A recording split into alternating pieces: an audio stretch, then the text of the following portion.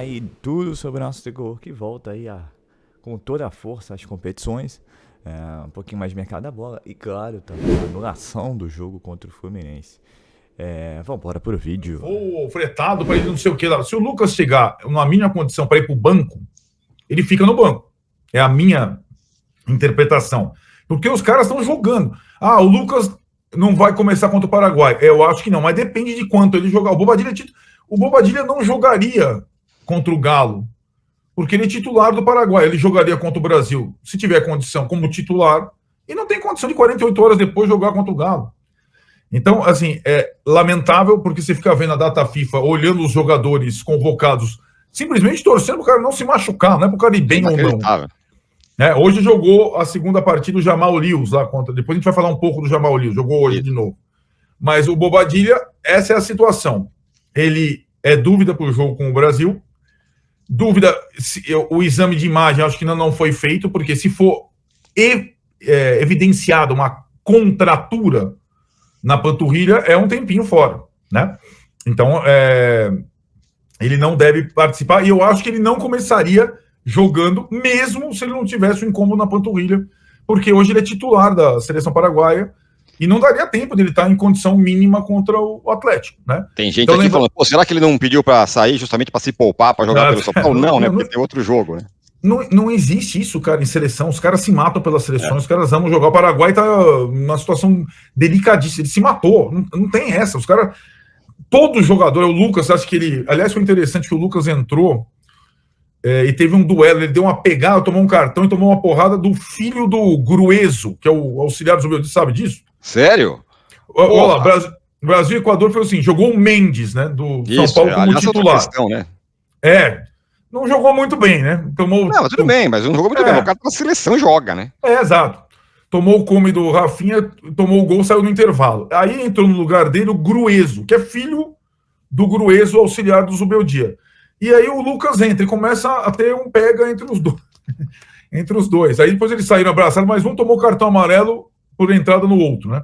Esses foram os da data FIFA de Brasil, de Equador e do Paraguai, o Bobadilla, né? E o São Paulo tem mais 2 na data FIFA. O Ferrarese, que jogou parte do jogo contra a Bolívia lá no céu. O Venezuela tomou um pau da Bolívia 4-0. Ele é titular, ele saiu, mas não por lesão, e ele deve jogar. Também é outro que não dá para contar para o jogo contra o Atlético, né?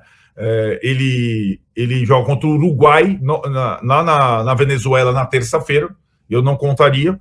E o quinto jogador convocado do São Paulo é o Jamal Lewis na Irlanda do Norte. Aí tem uma outra coisa: o Jamal Lewis e o Santilongo, foi a pergunta do nosso companheiro, eles não estão inscritos nessa fase da Copa do Brasil. Então esses não estão cotados para o jogo contra o Galo. Nem o Santilongo até poderia, porque está treinando, vinha em atividade, está aqui treinando todo dia agora com o Zubeldia. E o Jamal Lewis vai voltar, a Irlanda do Norte já cumpriu o seu segundo jogo da data FIFA. Daqui a pouco ele volta, né? Mas nenhum dos dois está em condição de jogar contra o Atlético, só contra o Cruzeiro no domingo. O Ederson fala assim: o Arana também saiu sentindo no jogo Brasil, Arana do Atlético. Sim. Brasil, é verdade, foi substituído pelo Wendel, assim como o Bobadilla, ele não foi cortado, então não é uma lesão. Ele pode, também é dúvida para o jogo Brasil e Paraguai e Brasil, Guilherme Arana. Muito bem, e o Jamal Lewis jogou hoje, o time dele perdeu, né? Perdeu para a Bulgária por 1-0. Eu confesso que ele pegou pouco na bola, ou eu estou enganado? Ele jogou hoje numa situação diferente, jogou como ala, né? O Irlanda jogou com linha de 3, ele jogou de ala esquerdo, sem muitas obrigações defensivas. Foi 1-0 para a Bulgária, teve algumas participações. Nessas notas, cara, viu, porque tem gente que leva isso muito a ferro e fogo. Essas avaliações e notas dos sites especializados, sabe? Baseado em interceptações, em passes e tal. Ele teve a maior nota do time da Irlanda do Norte. Aí. 1-0 para a Bulgária. Mas, então, então assim, né, Tironi? Se você pegar, o Jamal Lewis não está inscrito. O Santilongo não está inscrito. O Bobadilla sentiu. O Ferrarese vai estar na Venezuela. O Lucas, todo mundo rezando e tal. O São Paulo, contra o Galo, eu imagino que tenha a base que vem sendo utilizada pelo Zubeldia, com Marcos Antônio, mais provável, eu acho, como titular, Ele poderia também escalar o Lisieiro, mas eu acho que já está de volta. Mas acho que é mais provável que o Marcos Antônio comece jogando. E aí fica a dúvida do Lucas se ele começa ou não, dependendo do que acontecer na terça-feira contra o Paraguai. Né? A questão do mercado, né? A notícia do dia é os ajustes finais da venda do Elinho. Ah, sim, verdade. São Paulo vai ganhar uma grana, né? Ele né, tá fazendo uma ótima temporada pelo Bragantino, está sendo vendido para o futebol mexicano. O São Paulo ganharia, porque tem 35%. Quando vendeu o Elinho ao Bragantino, o São Paulo manteve 35% dos direitos federativos, né? Então, o Toluca vai pagar em torno de 15 milhões de dólares para o Bragantino, e o São Paulo ficaria com cerca de, juntando o mecanismo de formação e o percentual, cerca de 30 milhões de reais. Nessa janela é curioso, né? Porque o São Paulo vendeu mesmo diretamente só o Diego Costa, né? Mas ele recebeu o percentual do Sara, vendido para o futebol turco, e do Neres, vendido pelo Napoli, da Itália, e agora um pouco. E chegou, curiosamente, Tione, próximo, não alcançou, mas chegou mais próximo à meta de vendas do orçamento. Curiosamente, sem vender. Na outra vez foi o Antony que salvou a temporada, o Casemiro. Dessa vez eles não salvaram a Poupuda, né, um zagueiro, 7 milhões de euros, mas e as outras, os repasses e os percentuais no São Paulo fazem com que o São Paulo se aproxime pelo menos da meta de vendas dessa temporada segundo o orçamento. Muito bem, e aí é o seguinte, essa venda do Elinho, se for somar tudo, quanto ele foi vendido para o Bragantino e quanto o São Paulo vai ganhar agora, o São Paulo vai ganhar 60 milhões com o Elinho. Não está mal, né? Contando tudo, né? O São Paulo já... eu acho que esse modelo, quando o jogador da base é vendido, sobretudo para um clube brasileiro, foi o caso na época, né? O Elinho, agora eu acho que ele finalmente está pronto. É curioso, né? Porque está mais forte, mais decisivo, mais resistente, né? Mas o São Paulo, quando vendeu, ele correu o risco do cara. E o Bragantino normalmente não vende tanto assim para fora, né? Vendeu o Claudinho e tal. Mas eu acho que o que eu digo, se o jogador formado na base não te deu o resultado esportivo e vai ser vendido logo, não teve ainda aproveitamento, você tem que ficar com um pouco de percentual dele na venda, para se ele for, né, destaque em outro lugar. Então, assim, eu não acho impossível uma virada, seja uma virada no agregado, né? Seja na Arena ou seja no Mineirão. Eu acho que o São Paulo tem condição de engrossar o caldo e buscar resultado.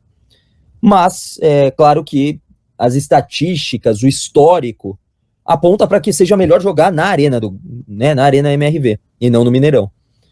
Mas, cara, as estatísticas no geral do Atlético, porque as estatísticas Atlético e São Paulo são horríveis para o São Paulo nos últimos anos. Né? Eu acho que, se eu não me engano, pode ser algum erro da minha cabeça, mas é o único time, e o São Paulo, obviamente, enfrentou mais vezes, né, uma certa frequência, que essa atual gestão do São Paulo não venceu. Não tô falando que isso é culpa do Casares, do Belmonte, não é isso. Isso é uma curiosidade. Desde 2020, desde que eles assumiram em 2021, né, 1º de dezembro de 2021, daí pra frente o São Paulo não venceu o Atlético, né, não vence desde 2020. Apenas uma curiosidade. Mas só mostrando o quão chata é a equipe do Atlético Mineiro nos últimos tempos pro São Paulo, com pedra no sapato né, enfim. Mas eu acho que ainda assim o São Paulo tem condição de vencer a partida com um gol mínimo, levar para as penalidades, mas vai ser um jogo extremamente complicado. O Atlético, ele tem a possibilidade de, diante do torcedor, sair para jogar, e tem jogadores de qualidade para buscar um segundo gol do agregado, né, logo de cara abrir 1-0, como ele tem o resultado para colocar debaixo do braço e jogar retrancadinho, e se quiser lutar pelo 0-0, ele pode. Né, largar na frente, ainda mais fora de casa, foi muito importante para o Atlético Mineiro. O São Paulo vai ter que correr atrás. Prejuízo para o São Paulo, mas não acho que seja impossível não, Gabriel. Eu acho que falando aí dessa inovação que o São Paulo vai pedir do jogo contra o Fluminense, né? Tá confirmada, a diretoria vai entrar lá no STJD pedindo anulação e por erro de direito, que é o que aconteceu, e esperamos aí que ocorra o correto. Mas sabe que o São Paulo tem muita moral na CBF, né? Agora vamos ver aí a hora da verdade. Mas que teve um erro grosseiro que acho que afetou o resultado da partida, teve. E vamos ver agora se a CBF e a STJD vão ter peito para cancelar o jogo e programar um outro, né? Acho que o São Paulo tá corretíssimo. Não é nem pelos 3 pontos em si, mas é porque foi afetado o jogo. E se você deixar assim, né, você abre precedente. Então você tem que ir lá e mostrar seu posicionamento. Houve erro muito grave. E agora o São Paulo aí vai buscar seus direitos, né? Quem sabe também no próximo jogo o São Paulo jogue melhor. Caso ocorra, né? Que fica a questão também, que o Fluminense é que é meio que imbatível, né, esse TJD, né? Mas, bem, acho que fez o mínimo, não é nem pra jogar pra torcida, mas acho que fez o correto. E depois que você escuta o áudio, então, é bizarro. É bizarro o que acontece. O cara aí não, em nenhum momento ele escuta, ele é prepotente. Então, assim, agora vamos ver também como é que fica, né? E quando o jogador faz besteira, quando o treinador faz besteira, eles ficam na geladeira, né? Eles tomam aquela pancada, pá. Nestor aí, o Sabino aí tomando 4, 5 jogos, sei lá. Vamos ver esse juiz aí, né? O que vão fazer com esse figuraça, né? Mas infelizmente, ao nível da arbitragem brasileira, vai acontecer novamente. Não é profissional e também, vamos ser sinceros, né? Aqui treinador é estrela, juiz é estrela, jogador também. Então, todo mundo tem seu nível de importância bem elevado no futebol, não deveria ser assim, não. Mas isso é uma outra história, uma outra questão. Vamos falar agora do São Paulo. São Paulo que ficou meio preocupado, ainda mais que o Bobadilla, que parece que teve uma lesão na panturrilha, né? Não tem confirmação se é grave ou não. E se o Bobadilla não puder jogar pro Sionista, deve ser o Marcos Antônio, né? Ou talvez até o Nestor. Mas é complicado esse jogo de seleção, né? Vamos ser sinceros, é complicado, né? Enquanto isso, São Paulo treina, o Longo já tá treinando, né? O novo reforço. O Jamal Lewis, na derrota contra a Inglaterra, foi o melhor jogador da Irlanda do Norte. Espero que seja um bom presságio. E, bem, torcer aí para que o São Paulo, né, faça o jogo da vida, o jogo do ano do Tricolor. Lembrando que o Lucas sai terça-feira à noite voando para encontrar o São Paulo, que se prepara para o jogo de quinta-feira às 9h45 da noite contra o Atlético Mineiro. Depois tem a Cruzeiro, também em BH, Botafogo, Libertadores, Internacional fora. Depois tem Botafogo em casa. E depois tem Corinthians em casa. Meu Deus, que mês, meus amigos, que mês. Então é isso, o São Paulo aí. A gente já falou muito no fim de semana sobre o plano financeiro, né? Agora estamos falando dessa questão do VAR. Apesar de não ter jogo, teve algumas novidades aí no nosso tricolor. E bem, até um pouquinho de mercado da bola, né? O Fortaleza está para contratar o Paul Fernandes, que foi um alvo. O São Paulo deu muito perto desse volante do Boca Juniors que está saindo de graça. E ao que parece, está tudo arrumado com relação ao Thiago Mendes, que fica livre no início do ano, para vir no meio do ano para o São Paulo Futebol Clube.